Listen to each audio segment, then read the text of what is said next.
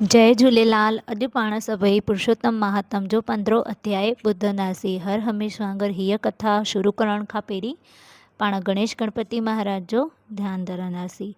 वक्रतुंड महाकाय सूर्यकोटि समप्रभ निर्विघ्नं कुरु मे देव सर्वकार्येषु सर्वदा।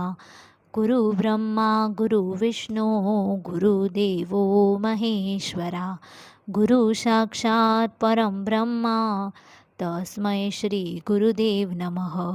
या देवी सर्वभूतेषु शक्तिरूपेण संस्थिता नमस्तस्यै नमस्तस्यै नमस्तस्यै नमो नमः।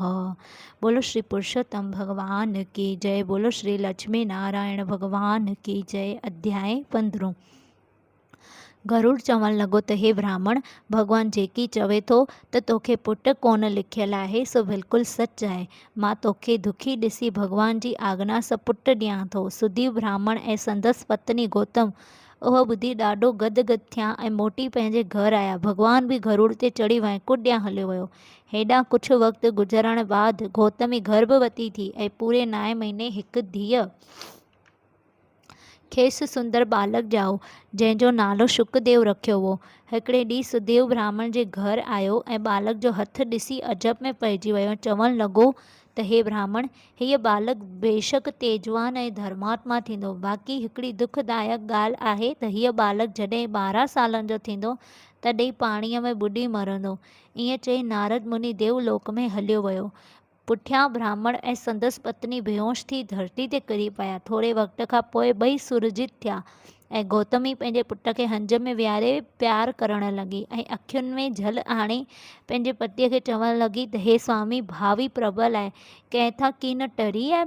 भावीअ जे वस थी राजा हरिश्चंद्र, राजा परीक्षित ऐं राजा युधिष्ठिर आदि धर्मात्मा राजाउनि बि कष्ट सठा आहिनि।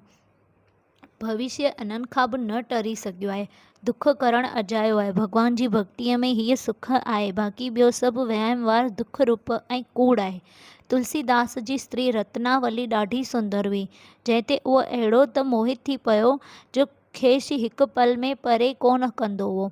पर हिन रीति 6 साल गुज़री विया, पर तुलसीदास जी प्रीति न घटी। इन अरसे में संदसि स्त्री पंहिंजनि माइटनि सां मिलणु वई ऐं घणेई दफ़ा पेके वञणु चाहियो, पर तुलसीदास मोकल न ॾिनईसि। हिकु दफ़े रत्नावलीअ जो भाउ खेसि वठण लाइ आयो त तुलसीदास मोकल ई न ॾिनईसि। पर जॾहिं तुलसीदास कंहिं कम सां केॾांहुं वियो त रत्नावली पर पुठ भाउ सां पेके हली वई। जॾहिं तुलसीदास ॿाहिरि मोटी घर आयो ऐं पंहिंजे प्राण प्यारे खे न ॾिठईं त पुठियां पहिरें सावरे रवानो थियो। राति जे वक़्त में हिन खे नदी पार कई ऐं अधु राति जो अची सावरे पहुतो। तुलसीदास जे दरवाजे खड़खड़ाइण ते संदसि आवाज़ सुञाणी रत्नावली दर खोलियो ऐं खेसि थानो हणे चवणु लॻी त हाय पति, तूं प्रेम में अहिड़ो त पागल बणिजी वियो आहीं जो तोखे ऊंदाही राति बि सिध नथी पवे। मुंहिंजे हॾनि ऐं मांसनि जो शरीर जेतिरो मोह अथई, इन जे अधु जेतिरो बि जे तो राम सां रखियो हुजेवा त हिन भयंकर संसार मां मुक्त थी वञेवा। हिन जा वचन तुलसीदास खे चुभी विया ऐं हिन खे वैराग में अची लॻो। उन वक़्तु उहो प्रयाग रवानो थी वियो, जिते गृहस्थीअ जा नेम टोड़े साधु वेश धारण कई। होॾां रत्नावलीअ जो पतीअ जो वियोग में देहांत थी वियो। ब्राह्मण स्त्रीअ जा इहो वचन ॿुधी शौक़ु छॾे भगवान जी भक्तीअ में लॻी वियो। जीअं भगत तुलसीदास पण स्त्रीअ जे ताने लॻण करे घर ॿार छॾे वन में वञी भॼन करणु लॻो। हिते श्री पुरुषोत्तम महात्म जो अध्याय 15 समाप्त थियो। बोलो श्री लक्ष्मी नारायण भगवान की जय। हिन खां अॻियां जी कथा पाण अध्याय 16 में ॿुधंदासीं। बोलो श्री लक्ष्मी नारायण भगवान की जय।